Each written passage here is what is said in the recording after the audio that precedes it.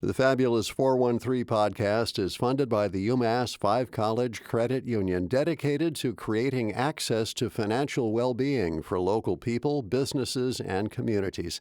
Insured by NCUA, umass5.coop. The Fabulous 413 podcast is funded by Hashi Pottery in 50 Arrow Gallery at Eastworks. Japanese-inspired ceramics and textiles, where every piece is handmade in the Pioneer Valley for home, ritual, or someone dear. HashiPottery.com. Welcome to the Fabulous 413. I'm Khalees Smith. And I'm Monty Belmonte. Later in the show, a super fun, rare live music Tuesday as we give you a preview of Sally's Baby's Silver Dollars before you can catch them tonight in Northampton at the Parlor Room. And we'll head to the border of Southampton and Westfield, where one family's farm started as a staple of the blueberry season, but has grown to much, much more at Kaczynski's farm stand. But first, this Sunday, October 5th at 2 p.m. at the Shea Theater in Turners Falls. Full disclosure, I'm president of the board of the Shea Theater, a nonprofit theater owned by the town of Montague. I'm a volunteer. I don't get paid any money. It rolls off so easy for I've you said now. it so many times for the last 10 years. A staged reading of The Turnaway Play, a performance that offers real-life stories of women who have been denied access to abortions across the country. Proceeds from the event will support the Massachusetts Medical Abortion Access Project, the MAP, a provider of medical abortion to women across the country, which uses telemedicine in order to offer critical service, especially in states with abortion bans. The play will be followed by a Q&A with playwright Lisa Green and representatives from the MAP.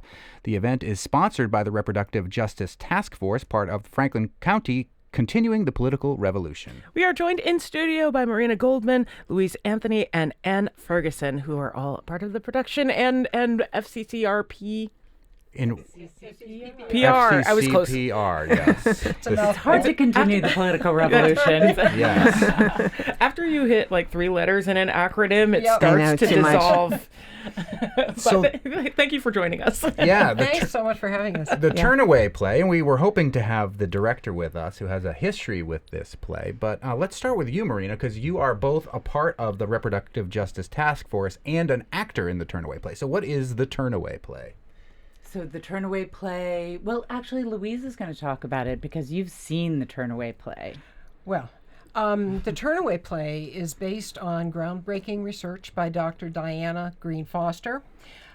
She was feeling around the early 2000s that she was hearing an awful lot of stuff from opponents of abortion about how bad abortion was for women, that it hurt their mental health, that it caused depression, lifelong regret, and then it had physical consequences like increased risk of breast cancer and infertility. And she thought, well, maybe I'll check out the evidence and see if it bears this out. And what she discovered was there wasn't any evidence. There really had been no systematic study of the effects of either having an abortion or not being able to obtain an abortion. Mm-hmm. So she was able to find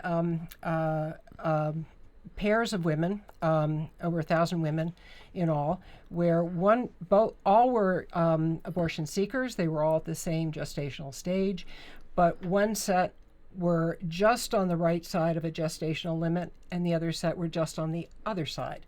So she could look at the effects of being able to end an unwanted pregnancy with abortion, and also the effects of being denied access to an abortion.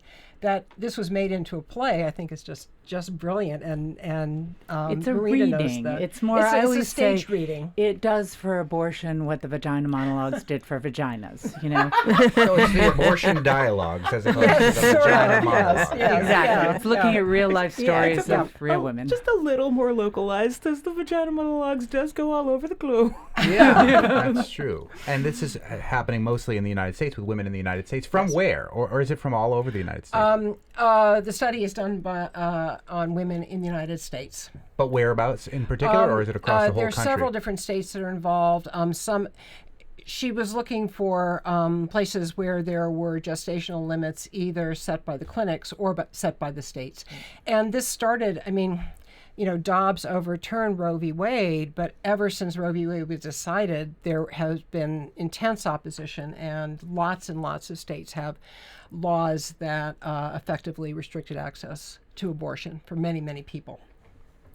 This question is a little morbid, but in her research, was she able to talk with surviving families of women who had sought abortions but ended up dying because of not getting them?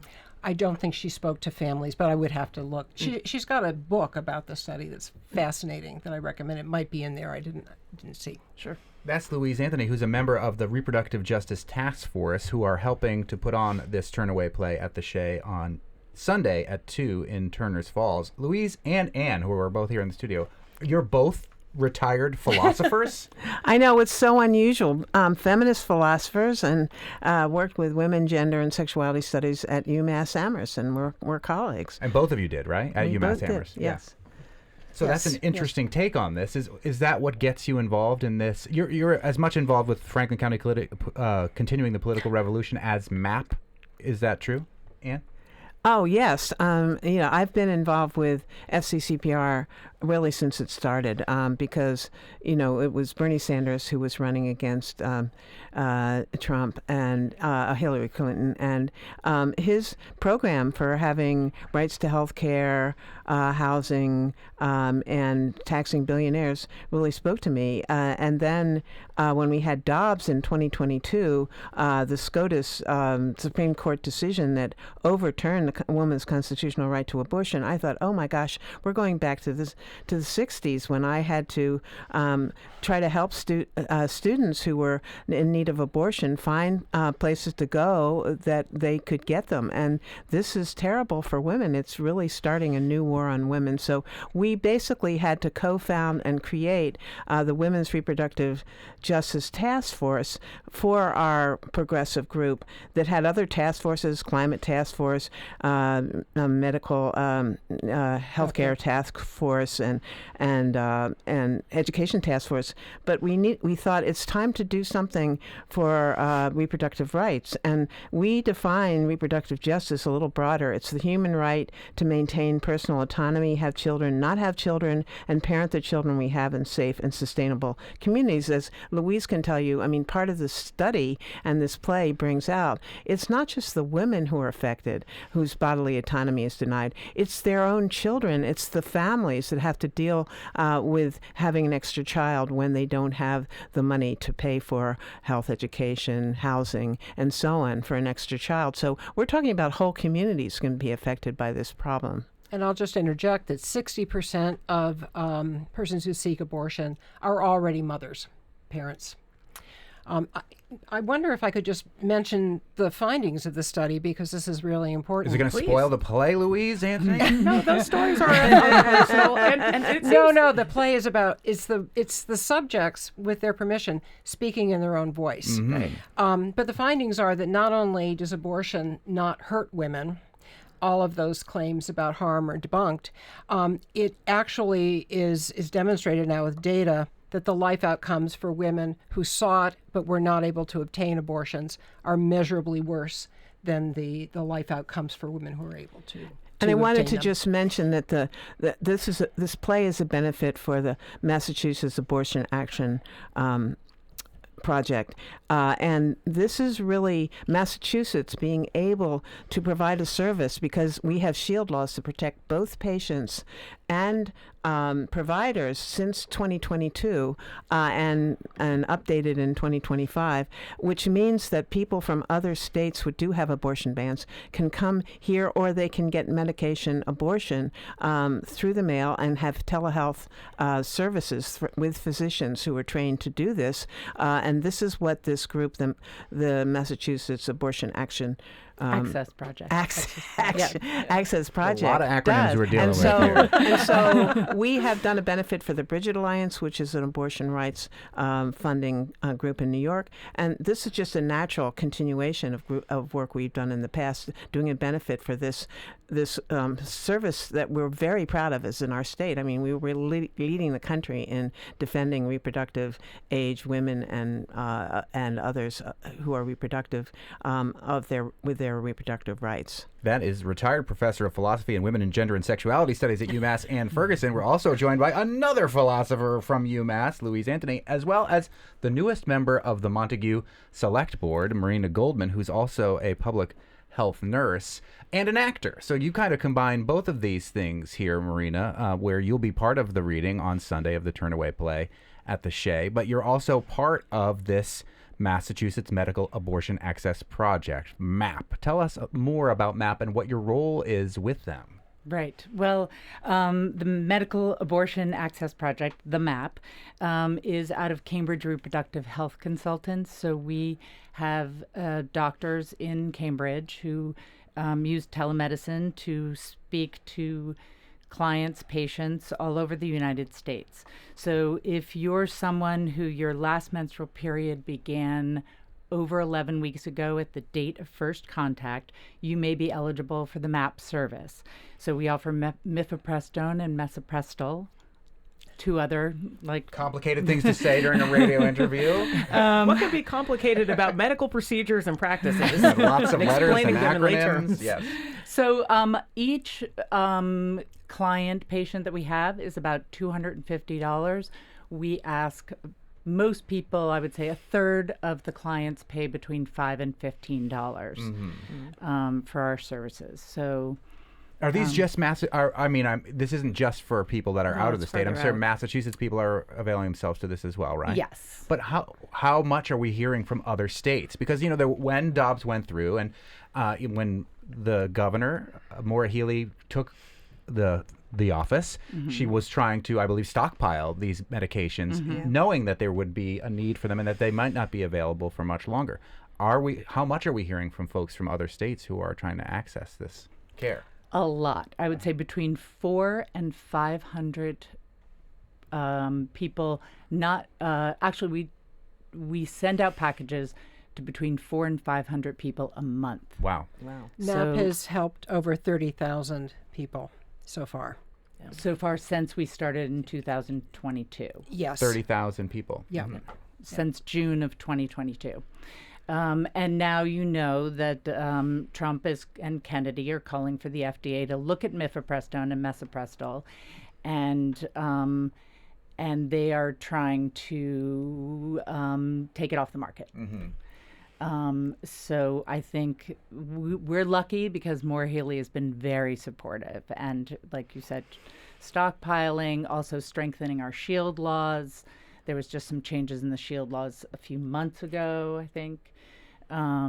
So we're lucky to live in Massachusetts. We're getting many, many more calls from other states. Protecting providers as well as patients who have who choose to travel to Massachusetts, and also people who receive the medications in the mail, sadly, are being threatened with prosecution in some states like Texas. Yeah, and there's always been a problem with providers who are in proximity. Even before Dobbs happened, like you would, if there was no, there were no services in your state, but there was services like just across the border. You could still get, providers could still get in trouble. Like those clinics could be in trouble.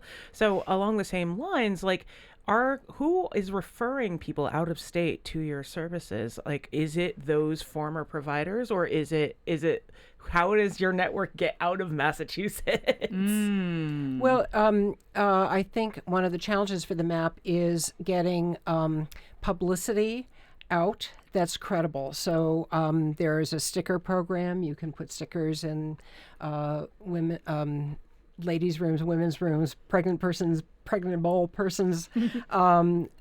places where people who might need the services can see them. But that is a big problem. Yeah. And I It's will very say, grassroots at this point. Those cards that I actually left on the table in the green room, I've mailed them to all my friends in Texas and Tennessee and Kentucky, and I've asked them to mail them to their friends. So and having very the personal connection is very important, because you just see a sticker in a bathroom stall, you're not going to know whether this is okay.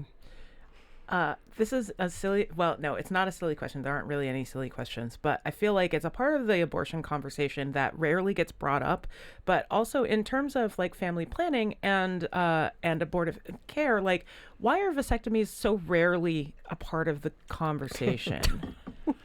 Have you met men? Sorry. I just want, like, Well, that's enough for the next show. No, I'm just kidding. We do have a I'm looking for the male-dominated part where society. somebody else says the quiet part loud. Yes.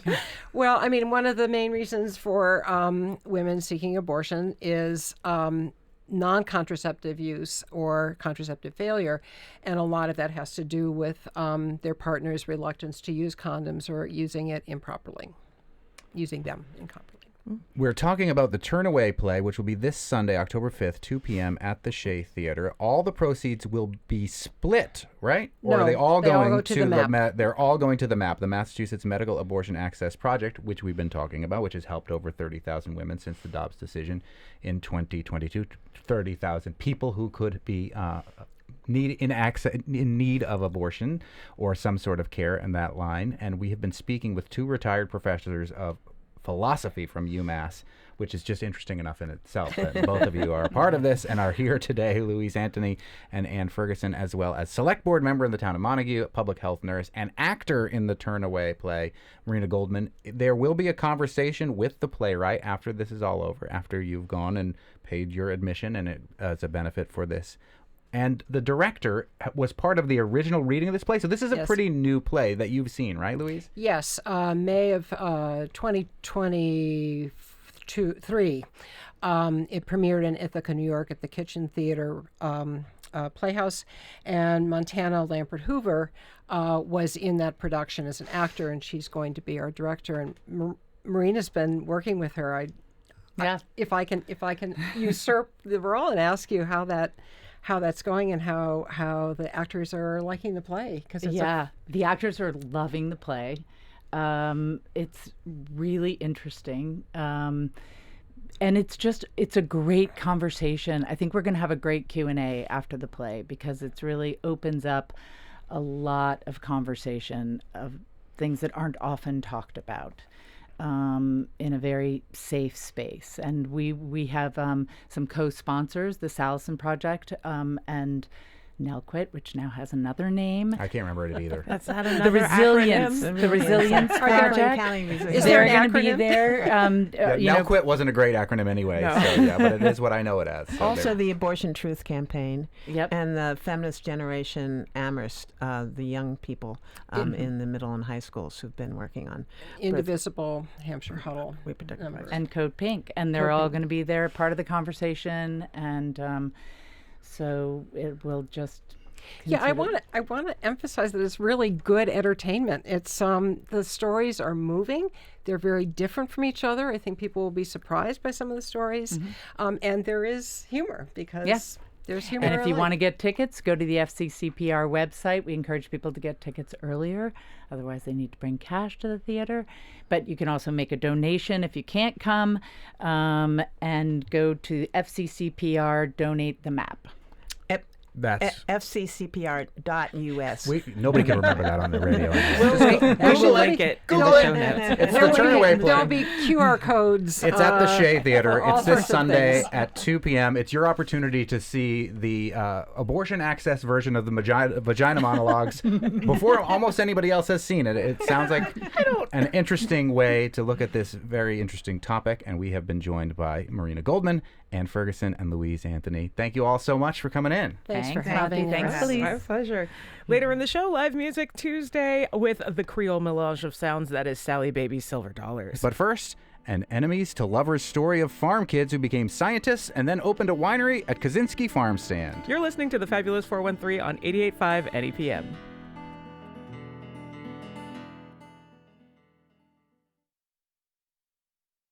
The Fabulous 413 podcast is funded by Eastworks, 4 floors of makers, artists, and entrepreneurs located in the Mill District in East Hampton, where community happens. Learn more at eastworks.com.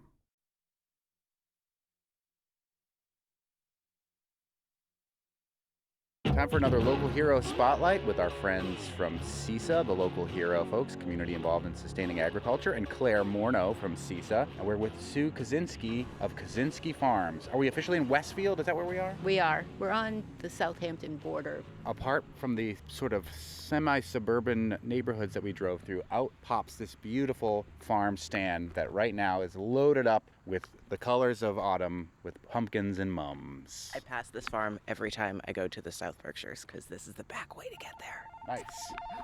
You better get it. It might be the phone. It's awesome because that phone looks like an old It's the phone portable from phone. inside. Is When it? I got here, the women in the kitchen were like, "Oh, we'll call Sue," and then they were like, "Oh, she took the phone." That's not a cell phone. It's a good old-fashioned portable That phone. is the cell phone's here. That'll probably go off. Yeah. Are you Kaczynski born and bred, or did you marry into the Kaczynski family? The background between my husband and I, we were neighbors. We lived 7 houses down the street from each other when we were kids. Didn't like him at all. He's one of those guys that you just didn't go near, and Yeah. he felt the same way about me. But Still anyway, don't. there are days. His father grew blueberries, and he was looking for help, and he paid better than my uncle did next door. I decided to go down the street and cause a little bit of a turmoil with my family. Yeah. Montagues and Capulets I was situation. going to going say, I on. was like, you Yeah. defected.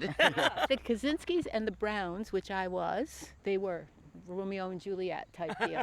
And you weren't supposed to cross the line, and we did. And I ended up, is that me? It's the inside phone again that you put over there. People are just begging to know what's going on at Kaczynski Farms. Do you want me to run it inside? I can go. You have a broken foot, so we're not going to make We're not you making run you it run in. anywhere. We're just standing in the parking lot. That's the way we ended up really meeting each other. We've known each other since we were 7 years old.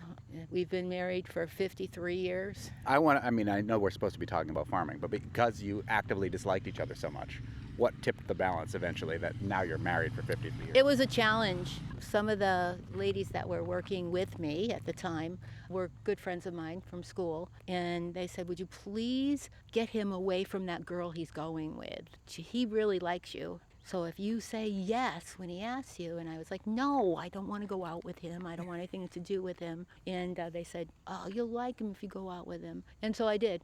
And we've been together ever since. Aw, that's sweet. Yeah. Also, can't help but mention that you're wearing a Kaczynski Farms Home of the North County Blues shirt, so that faction won out. Yeah, I want to hear the North County Blues song that talks about like your romance and. Actually, blueberries. actually, North Country Blues was a Bob Dylan, or is a Bob Dylan song. In the north end of town, my own children have grown. Well, I was raised on the other. And so they took that name. It's stuck, and then my son uses North Country Harvest. So this is the farm stand. We have blueberries in the back here, and then the winery's on the other piece of property next door, and then there are 75 acres up the street. So Wow, that's a lot. That's a lot. Yeah. So an orchard and blueberries and produce. And a bakery and a winery. yes, the older I get, the more difficult it becomes. But yes, When you look at the farm stand, this is what people picture, I think, when you imagine like a New England farm stand in the fall. It's pumpkins, mums. I think having apple pie and whatever else in there makes a lot of sense. Yeah. I want to talk about the art that's around here because every time we encounter a place, especially farms, where there's artwork predominantly featured, it's always interesting. So you have these cutouts of a pumpkin and a corn on top of like porch, but like you've also got a pumpkin bear sitting in a chair there. You've got bales of hay painted like cats. Who does your artwork and why have that be a part of this? I love cartoons. Anything that has that feel to it. So that when you drive in here, you see that corn smiling at you. Or The corn wearing sunglasses and cool sneakers, having Yeah. been anthropomorphized. And each one of my kids has taken an identity. So that's my son, Ed, and then that's my daughter, and she's not too happy about the fact that it's a pumpkin. Your daughter is represented as like sort of like a cowgirl sheriff. Yes. that's Pumpkin. exactly it. Are you doing the art? I come up usually with the idea, but no. I've been very fortunate to have a friend who has a sign shop, and then I also have one of my employees this year is phenomenal. Every once in a while she surprises me. That little teddy bear there. I came in last week on Tuesday, and sure enough, there was something new there. So. Yeah, she made a teddy bear out of 1, 2, 3, 4, 5, 6, 7, 8, 9, about 9-ish pumpkins. Yes, Yeah. and she did the cat, out of hay bales. She's fun to have around. We're with Sue Kaczynski at Kaczynski Farms in Westfield and Claire Morneau from CISA, the local hero folks. I'm just curious to hear a little bit about how, if you grew up on a farm and now you're still doing it, I'm curious about what has changed over all these years in agriculture in Westfield. I'll go right to the fact. Licensing Inspections, I think those are, it's not that we shouldn't have them, but I think they have become a part of agriculture that we didn't necessarily think about. Yes, we wanted a clean barn. Yes, we wanted clean packing areas. And of course, here was a bakery, so that we had to be careful with the health regulations and things like that.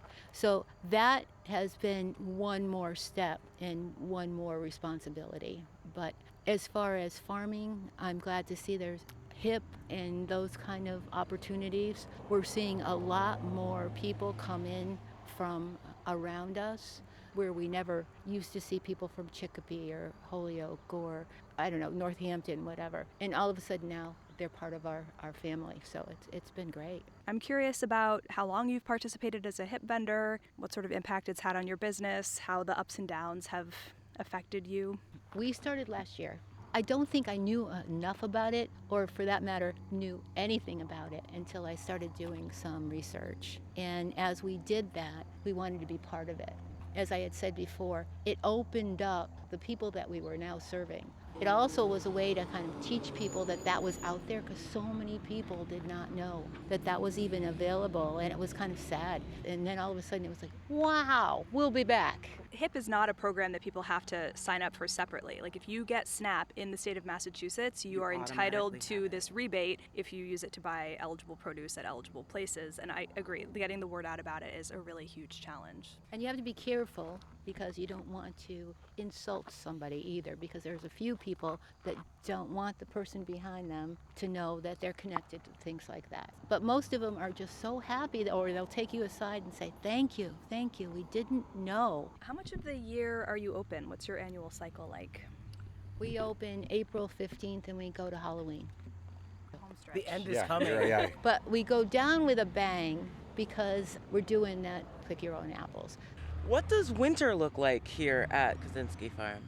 Snow, that's it. Yeah. Really, I mean, I didn't mean to be fresh by any No. means. Snow is pretty, period. Where it's really nice is when you get up to the farm, because our house has all windows in the front of it, and it's on top of a hill. So what we see is every one of those apple trees and blueberries are covered with snow.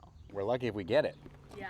The way of sustainability, we've always used it, we just didn't have a word for it, you know? So that's so important right now. Every one of my children and grandchildren are science majors. Between Gene, my husband, and myself, we were both science teachers for years along with this. He was a physics teacher, I was a chemistry teacher, and we're on our retirement.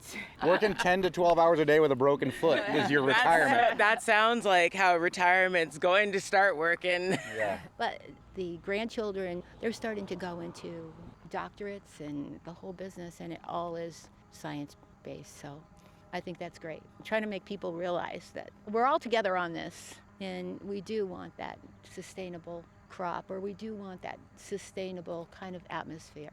Our greenhouse is heated by corn that we grow. That's it. We try not to plow unless we absolutely have to. Another scientific element that Kaczynski Farms has incorporated here is fermentation, as we mentioned before. Tell us about your decision to go into the world of fruit wine. Yes.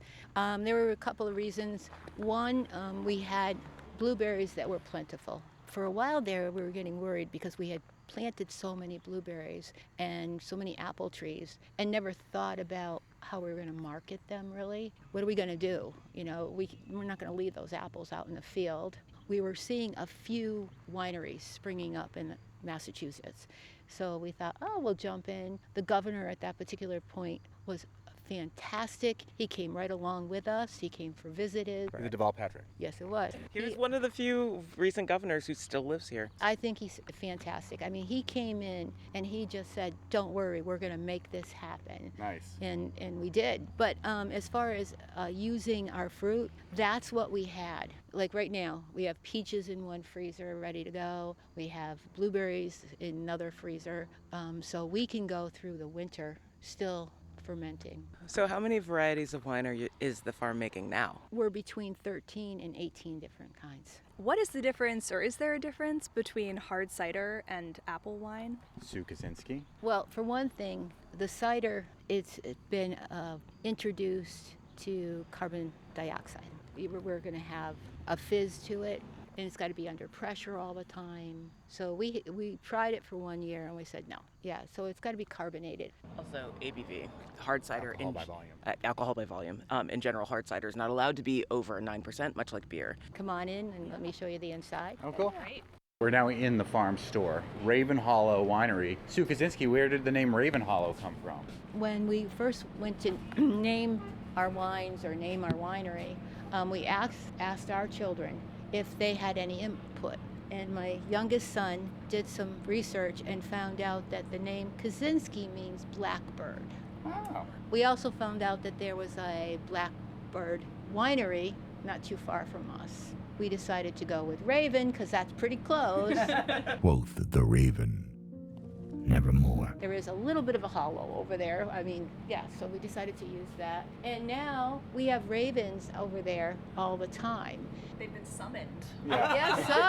I guess they figured my vintner loves to feed birds. So he comes in here and goes, "Oh, got any stale bread?" And so he spreads it out. I said, "Don't put it out when the people are over there." Sure enough, the ravens all come in, and we have ravens that are the size of turkeys. I've never seen such big Wow. birds. They're helping us a lot. But Your vintner's a lucky person. Everyone wants raven friends. my oldest son came up with this idea. It's a refrigerated walk-in cooler. A lot of the customers love it. It's a produce room, but just looks like a cool room with all sorts of old saws and things on Yeah, the wall. exactly. Beautiful wood paneling, but And it's also a refrigerator. And beautiful produce. Yeah, and beautiful Like, produce. this is a gorgeous display. All the tools and things that you see, or any of the antique kitchen pieces, those are all my mom and dad's. Brown family represents. The Yes. Browns and the Kaczynskis finally. Absolutely. joined. I don't know if you want to see the winery or Sure, not. yeah. Okay, we can walk over. We walked through the blueberry fields that just wrapped up last week from the end of June, which is amazing because you have so many different varieties of blueberries. And we crossed a beautiful little bridge, and now we're walking towards the winery over here. Raven Hollow at Kaczynski Farm in Westfield. A beautiful wine room and a tasting bar over here. You can do flights. All of the requisite wine paraphernalia, like signs that say wine time and wine is life. Two that say wine time. We're real serious about it. Big tanks in there. Oh yeah, but here's where they are vinifying. Looks like a dozen or so tanks in here. So what's the name of the person that's making your wine? I can't tell you. Yes. It's not a secret. It's just he doesn't like anybody to know. He works during the nighttime. Raven Hollow Wine. I mean, all of it seems so mysterious and amazing. With such name as nevermore. That's a better story than just knowing who this person is. Yeah. Whoever it is has won a bunch of Big E awards, it looks like, for the wines. The So. best we've done is we were best fruit wine in Massachusetts one year. Nice. And we have had several, certainly first prize. What is your most popular wine? Oh, strawberry rhubarb or blueberry explosion. What is your favorite? It used to be Sue's Plum, because they named it that. It truly was my favorite. But a new blueberry just came in, and it's just a blueberry wine, just plain old blueberry wine, is just soft and very mellow, and the perfect thing for sitting there at night, just wanting something that's fruity, and be able to say that it was a wine. The one that did the very best was the apple flirt that has cranberry in it. And that was the one that was #1 in Massachusetts. And the flights are really popular. A lot of people will come along and they just want to try it. This is my husband. Aha. Pleasure to meet you. And this is Khalees. Hi. And this is Claire. Nice to meet you. Claire's from CISA. We're from the radio. Can I bother her for one? Oh, please. I hear you've been bothering her for 50 plus years. So.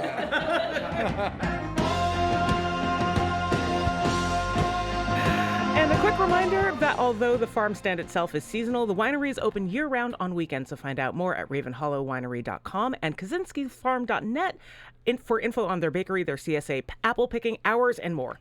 And thanks again to Sue Kaczynski from Kaczynski Farm and Claire Morneau from CISA, the local hero folks. Now we get down with the groove of the Crescent City with Sally Baby's Silver Dollars for Live Music Tuesday.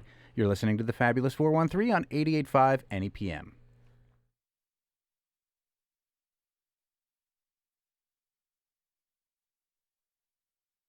The The Fabulous 413 podcast is funded by Northeast Solar in Hatfield, specializing in solar installations, battery storage, and clean energy solutions tailored to the homes and businesses of Western Massachusetts.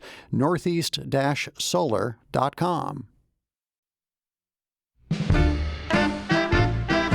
Welcome back to the Fabulous 413 and a very rare, super awesome Live Music Tuesday. Joining us in the studio is Sally Baby's Silver Dollars. The founder of their sound is Sal Geloso, who's been living and playing music in New Orleans for over 17 years. Sally Baby is backed by his Silver Dollars, a band comprised of collaborators who bring an area of expertise that breathes further life into Sal's music, fleshing out the influences of early jazz, New Orleans R&B, and brass band sounds. Together, the band placed silver in the 2024 Tiny Desk competition. Hey, we know about that. With their video for the song I've Got No More Tears Left to Cry, after which the song was featured on Morning Edition. Hey, we know about that. Along with national recognition, Sally Baby has had a surge of local popularity, featured at both the French Quarter Festival and the New Orleans Jazz and Heritage Festival, and tonight they'll take the stage at the Parlor Room in Northampton. Full disclosure, I am a member of the Parlor Room Collective board. I don't make any money from it. I'm just there as a volunteer to help. We're full of full disclosures on the show today. So, we welcome to the Fabulous 413, Sal Geloso, Zach Valentine, James Beaumont, and Nathan Woolman, a.k.a. Sally Baby's Silver Dollars. Let's hear a song, and then we'll chat. All right, thanks, y'all. We're going to start with one called Gargoyle. Maestro?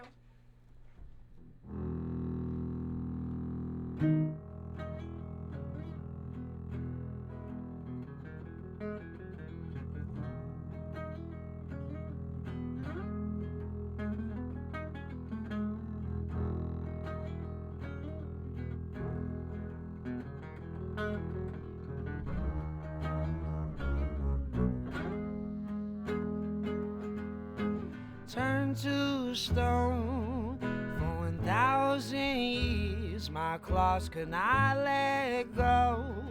While my heart held thee, I'm just a god for your love.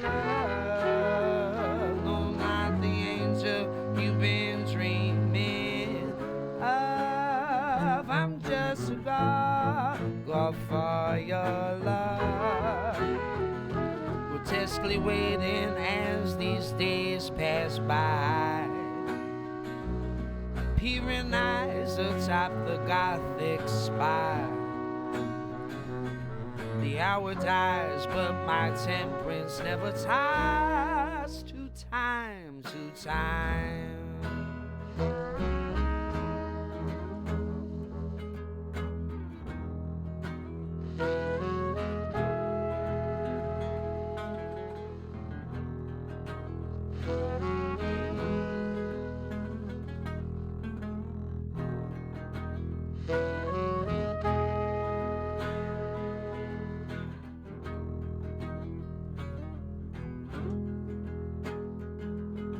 They lifted me up high, up above the cloud, feet never again to touch the cold, cold ground. I'm just a god for your love.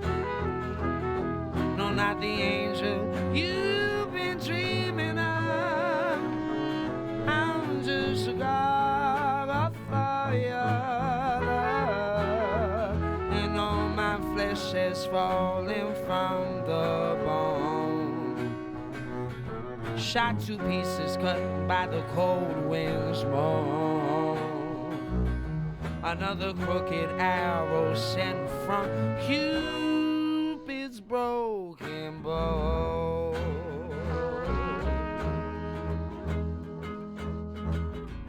In the sleeping eye of the unseen, who's the monster, who's the man? Vanishing beneath the sea of clouds, his destiny's disappearing hand.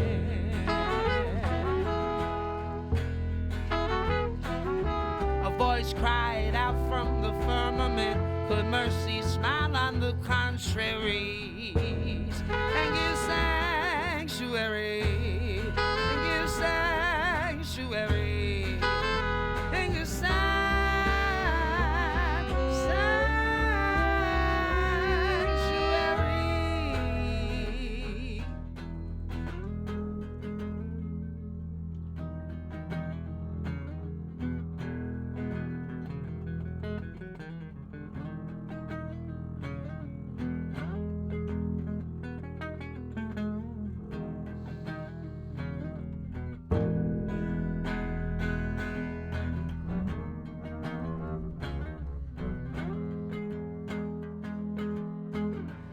turned to stone.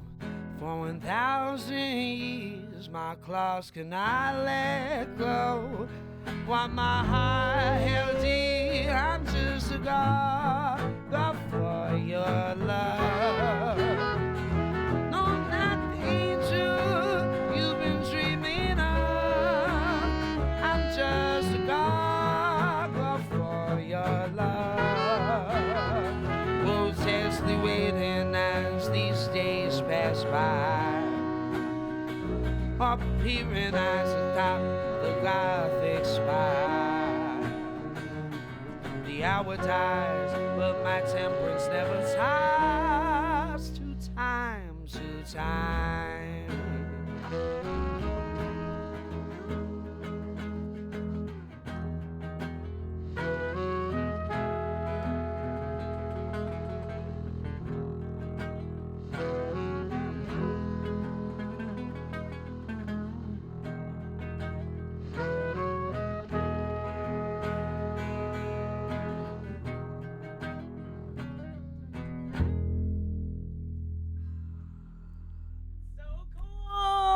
Sally Baby's Silver Dollars, who are performing at the Parlor Room in Northampton tonight, are performing for Live Music Tuesday. We usually do live music on Fridays, but because you're coming to town on a Tuesday, We're like, we can't need miss an that. excuse. We're switching the day. Yeah, and we appreciate you having you here. One of the things that was really cool is when we were walking you into the studio and showing you where the water and the coffee and all that stuff is, you saw the sign that said something, Fabulous 413, or handwritten sign saying, oh, that's the person from the New Orleans Jazz and Heritage Festival sign, who we just had on a couple weeks ago, Nan Parati, who's involved with Elmer's in Ashfield and the restaurant there, who does not only New Orleans Jazz and Heritage, but she lives in the 413, has done all of our signs, does signs for the festivals around here. So it was a nice connection, New Orleans to the 413 there.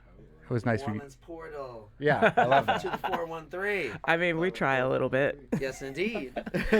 Talk about the blend of sounds, because it really is like gumbo. It very much sounds like New Orleans, but it sounds like so many different parts of New Orleans to me.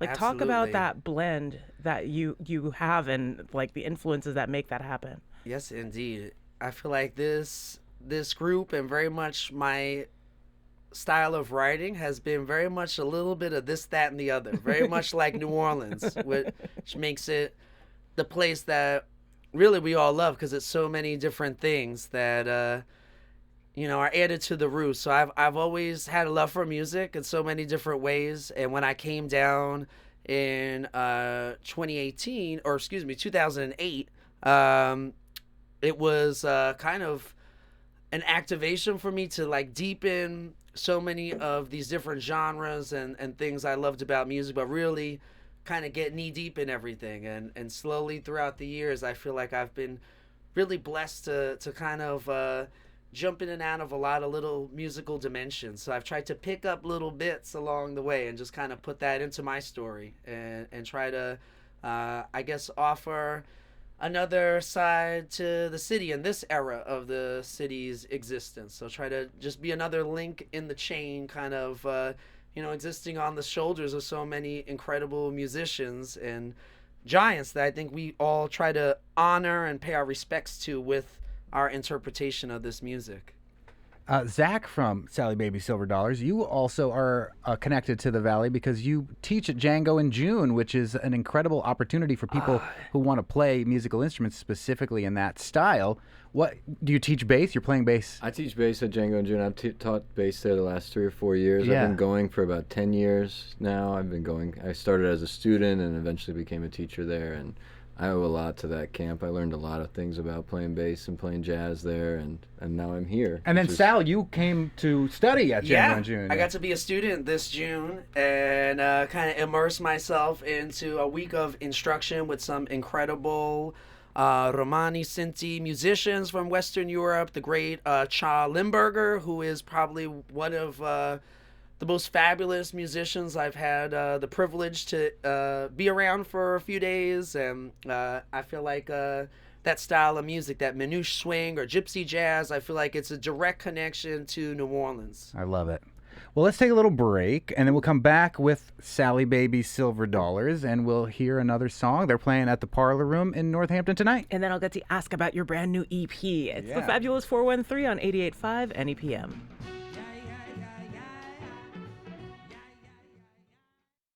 I got no more tears left to Welcome back to the Fabulous 413. We are here with Sally Baby's Silver Dollars, who are playing at the Parlor Room in Northampton tonight.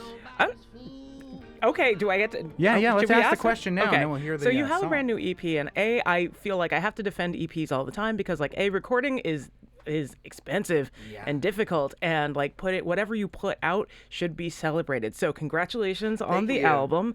What's it been like? This is your first album. Yeah, it's been a long time coming for me. I've been very stubborn as far as offering recorded music to people for many years, and everything came together, and we had high aspirations to have a full-length release, but I feel like it was very much a celebrated EP. We got it out the track here, kind of out the gate, so it could kind of start getting out into the world. So we're pretty proud of what we put together. It's a good beginning, so we're excited to have this as like a mile marker of our time together as a band. The EPs are albums too. We're just That's saying. right. Yes, they are. Yeah, you need a starting point. Exactly. Right. Well, let's hear something else. All I'm right. assuming it's from the EP. Maybe it's not. So this is the most silvery track off the album. This is what kind of began this EP and this project, and it's a song that you might be familiar with called "I Got No More Tears Left to Cry." So we're gonna do a version of it for you now. I got no more tears left to cry.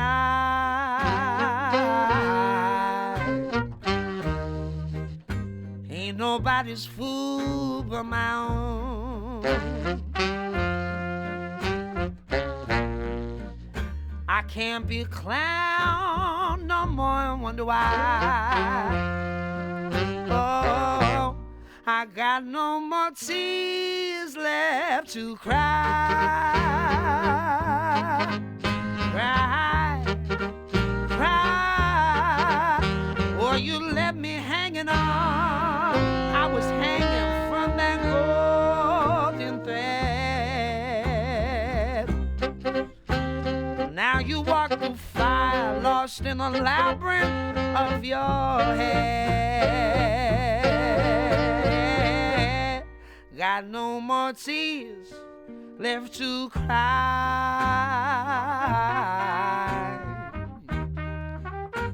Ain't nobody's fool but my own. Can't be a clown no more and wonder why. I got no more tears left to cry. Cry.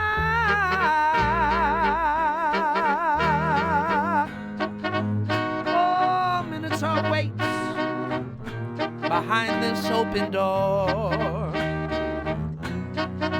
Shadows cast like graveyard bones against these empty walls. Cat's claw creeps on delicate paw when three-leg wrap round the hollow line. Got no more tears left to cry.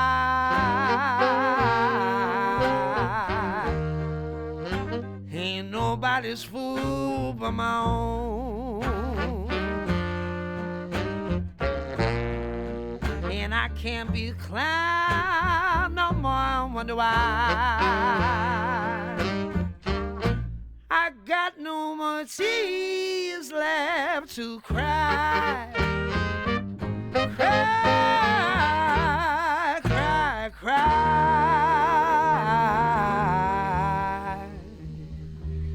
Yeah, Sally Baby's Silver Dollar playing tonight at the Parlor Room. I mean, you can in hear why I did Northampton. so well. Oh yeah, so that was the one that came close to winning the Tiny Desk concert from NPR, and then was used on Morning Edition there. But come on, that's pure New Orleans. I love it. we accidentally disqualified ourselves by getting other folks in the shot. That was one of the one of the rules. You know what? We're going to talk to them about that. We're going to get the rules changed. What's wrong with getting other people excited about your show? I know, So right? Liability, you can't sign a waiver. Oh, wow. It's part of the fine print. Par for the course for public radio, it sounds like. Well, thank you all so much for Thank you coming for out. having us. Yeah. We're excited for tonight. Yeah. Bring a little bit of New Orleans up to Northampton here, and We love it. it'll be a good time. Sally Yes, it will Baby indeed. Silver Dollars at the Parlor Room tonight. On the next Fabulous 413, we'll sit with the Eric Carle Museum's new executive director, Jennifer Shantz, to explore the fun stuff adults and kids can do in their exhibits and their grounds. We'll hear about East Hampton Porch Fest from the organizers and our weekly foray into language with word nerd Emily Brewster. If you've got a question for the Word Nerd, you can email us, thefab413@nepm.org. And head over to Bandcamp to find Sally Baby Silver Dollar's new EP, self-titled. I'm Monty Belmonte. I'm Cleve Smith. Talk to you tomorrow on the Fabulous 413. There's a place way down within me, down in the mouth of the muddy Mississippi. Oh, we will go down.